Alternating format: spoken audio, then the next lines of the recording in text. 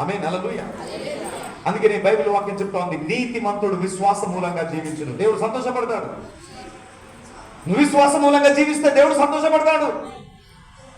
విశ్వాస మూలంగా నడవాలి, విశ్వాస మూలంగా ఆలోచించాలి, విశ్వాస మూలంగా పలకాలి.